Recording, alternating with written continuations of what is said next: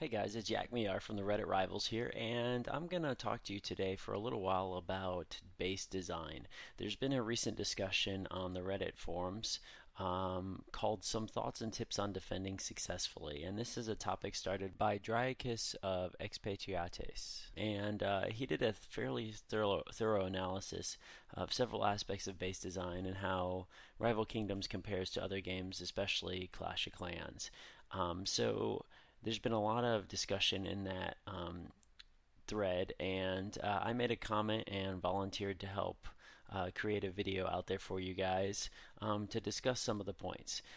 We need to start with the concept that any well thought out and upgraded troops of a equal stronghold is going to easily be able to take out another player of that same stronghold level. So hopefully this idea is that we're going to create bases that are a little bit more challenging to defeat. Lower level strongholds are going to have trouble or not be able to defeat the base. At least in kingdom raids, it may take a couple attempts for players to figure out a thorough strategy that works for them and the rest of their kingdom, etc. So yes, there's an understanding that this is not a solution like in Clash of Clans where a Town Hall 6 is going to have no chance against a Town Hall 8. There are going to be opportunities for weaker players to beat stronger players in this game simply because of donations and reinforcement troops and just the fact that defenses aren't as strong. So, we're just here to show you some input, give you some ideas about how you can create a more successful base that will hopefully earn you some more defenses, win you some more honor points, and prevent you from losing as much gold. Alright, so what we're looking at here is an iteration of one of the models of a base design that covers some of the things in the topic on Reddit. And I'll go ahead and post that link in the information section below the video. But I do want to hit on a couple points that were brought up in the thread to help you as you're looking at some of these bases throughout this video. I think a couple important things are, one, you want to make use of the corners.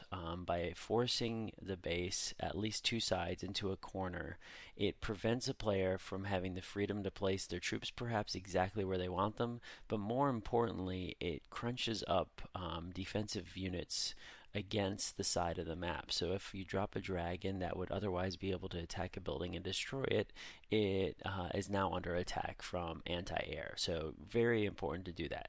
Along with that, number two, you want to make sure that every building in your base is covered by some type of anti-air that's on the outside. Dragons are pretty powerful, even Forvale with the freeze, but especially dragons like Viscaria, who can pretty much destroy your base by themselves if they're given enough time and not targeted too heavily by defenses. You don't want to allow dragons to have multiple instances of the dragon power built up by simply attacking buildings without any kind of consequence. The third thing here that you want to look at is the compartmentalization. You'll notice here on this design, he doesn't have specific compartments for groups. It's actually a base design with funnels, so troops will go and follow certain paths and hopefully attack buildings before targeting a wall or trying to go after the stronghold.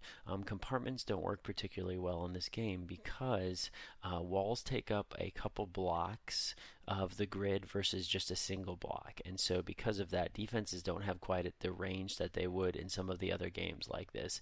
And in addition, by creating compartments, one defense is also further from another, so therefore troops are not taking as much damage as they should, especially from AoE, and therefore paladins can probably heal troops back up before they get to the next compartment. So we want to use walls as a guidance for troops to funnel them into certain areas. We don't want to give free access, especially to portals, but really any types of buildings, because that gives the ancient abilities an opportunity to help those troops out, maybe even take out several important buildings before the fight's really even started. So you can see that he has a pretty basic idea here, somewhat symmetrical, has things divided in different areas. Alright, I do want to apologize for the quality of some of these couple first videos. I had to create another account on my iPad instead of my phone and level it up to Stronghold so I could join the kingdom and get these replays. So in this first attack, you'll notice that this guy dropped all of his Warrens up in the top right there. No heals, no tanks. I'm not really sure what he decided, so definitely not the most thought out troop dropping. But he had to drop the dragon with his troops because he would have been under attack no matter what. You see now that some buildings have been taken out. There go the paladins, there go some soldiers, and they look like they're in pretty good shape here getting healed. But there goes the dragon, so he's now not being a focus target, and we start getting these spell towers and more of the defenses attacking these guys. So when they finally get into the stronghold there's nothing left, and they've been destroyed.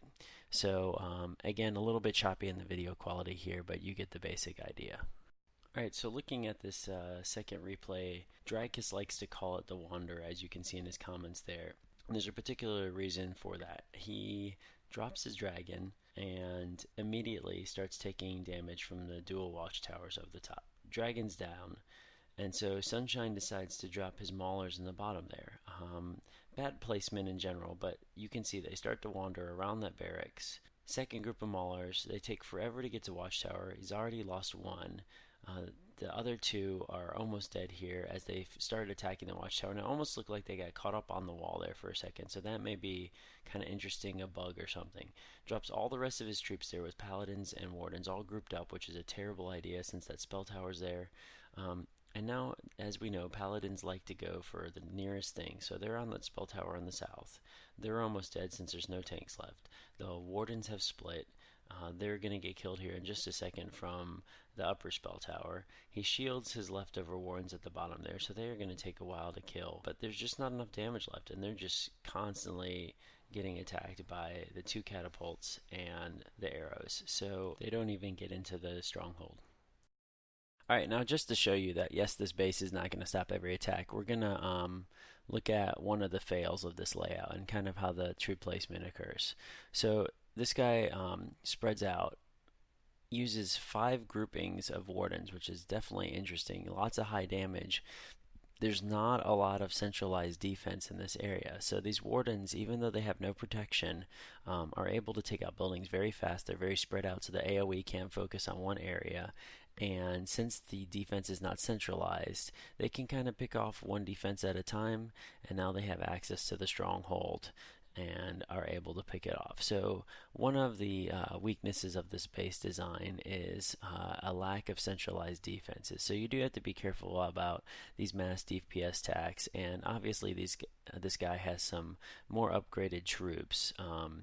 So you can't stop everything, but just kind of gives you an idea of maybe where one of the weaknesses of this base is. Alright, so we're going to look at one more fail. And in this case, you can see here that the dragon is dropped right there at the gold smelter. The only thing that's attacking it is the spell tower. Death towers do pretty well against dragons, but the damage overall is very slow. So that dragon kind of has free reign there for a while. And then he drops his troops right in that bottom corner, so they target them before the dragon. And so now he gets to sweep over the base with his dragon a couple times. A lot of damage to those buildings and take out. And again, you can see that the guy attacking him has a decent number of troops, and he's spreading them out so that there's not a centralized location where all of them are taking damage at the same time. Uses those fire elementals really well to tank by the stronghold and do damage to it, while the arrow launcher is doing damage to the guys up top, and the catapult's doing damage to the guys at the bottom. So pretty close here. With a lot of damage done to all the troops, but there's enough juice in them left to get that stronghold down, and they're actually able to do a full clear here even with the low health. Alright, so here's a replay from another member of the kingdom, Ultimatum, and you can see his layout is actually a bit different. He's still got some walls on the outside. It's up in that upper right corner. He's got good coverage. The dragon's able to get one dragon power off, but he's taking damage the entire time. So dragon dies there. Troops are dropped in the top right corner, pretty spread out. They're covered by the heel for a long time. They look like they're in really good shape, going to have no problem with this base whatsoever. And then here's where the spread starts. They split. Paladins all go one way with some of the soldiers. They start taking the Death Tower damage and can't heal. And they are slowly getting knocked down since there's no DPS up there. At the same time, we have all the Wardens split going to the bottom, split damage on a couple defenses, and then the Stronghold. And just one Watchtower and one Death Tower are able to take out all those guys. So obviously pretty close battle, but a lot of the base is left.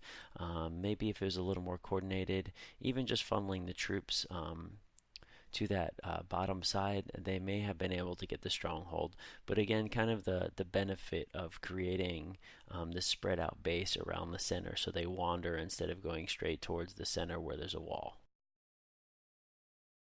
Alright, so the last thing we're going to do here is take a look at my base. And this is my most recent design. Just did this one this evening.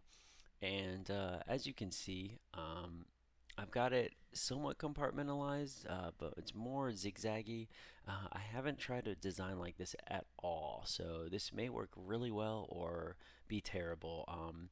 I'm hoping that because the bottom right is kind of exposed with the defenses there, that people are going to send their troops in that area. And I'm hoping the triple catapult, centralized death towers, and arrow launcher will really tear up an army. But my defenses are also not fully upgraded, so not really sure how it will do against a similar stronghold or a weaker or a stronger.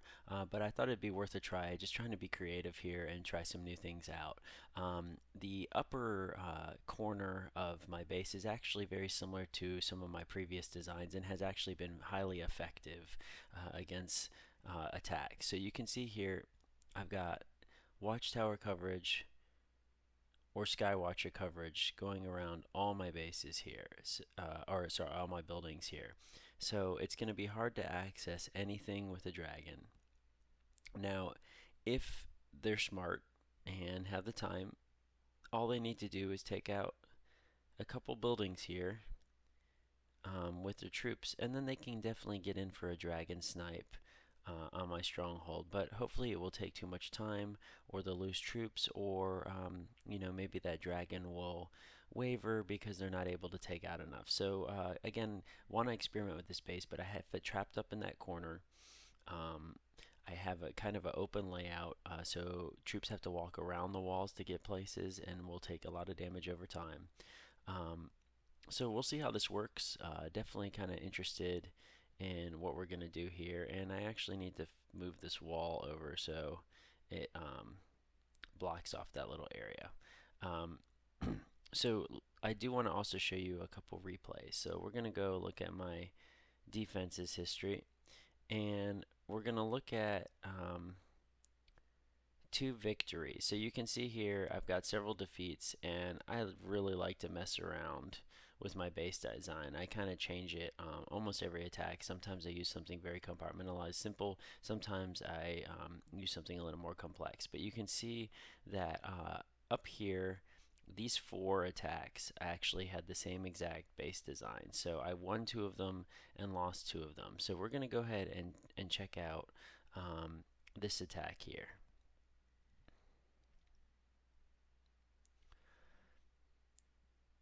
Alright, so here go Maulers in the bottom, followed by three groups of Wardens, and then Paladins. We've got our Viscaria Dragon, not able to really build up a lot of mana because of where the defenses are. You can see my base design is a little more symmetrical here. And these guys, just the Wardens, are all that's left. I mean, those Maulers and Paladins got torn up super easy from the Spell Tower and the AoE, and we've now got a couple groups of Warrens. Two catapults kind of just took out those Warrens very quickly. Spell Tower, Watchtower, and Catapult take those guys. And now my stronghold is kind of exposed, like I already mentioned, for Dragon. And we're going to go and fast forward it here, and you're going to see kind of ticks away at all this stuff, but starts taking damage from the watchtower and the death tower, and he just used the 15 mana ability from Nyrax there to destroy that one on the back. But now in range of the other one and actually runs out of time. So that was pretty effective in general against that southern attack. Alright, so let's look at one more with the same base layout.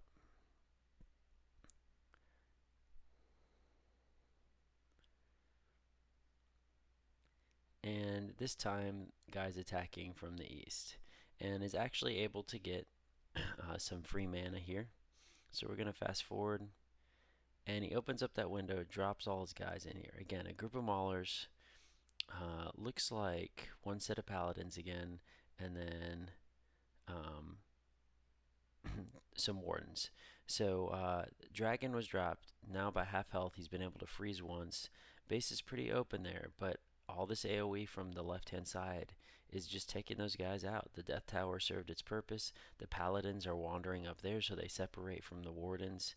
And it's going to take a little bit of time here, but his troops are dead. And he's using 4 Veil, so the more defensive spells, and again, only gets about half of my base. So again, we're not talking about like base layout that's going to prevent every attack that's superior to all these armies, especially at equal strongholds, but we're talking about some basic design, messing around, trying to figure out a way to hopefully get some honor and save some gold, and perhaps especially in kingdom raids make it a little bit more challenging for someone to get through you, so that maybe they lose an attack and then lose to your Sentinel or someone else later on. So I hope this has been helpful. I know it's a little bit of a longer video. Huge shout out to Expatriates and a couple of their members and the effort they've taken to start this discussion a little more thoroughly on Reddit. And again, guys, thank you so much for watching. Keep trying things out. Hopefully they'll have a little bit of a better model for designing bases in the future to save them or to start from scratch, because it definitely takes a lot of time, even with some of the cool tools they have implemented for base design. So let me know what you think. Let me know what kind of stuff we can do in the future to help you out, and I'm definitely still learning whether to max or keep upgrading or what else to do here so that my base can be a little more successful. But thanks again, guys, and take care.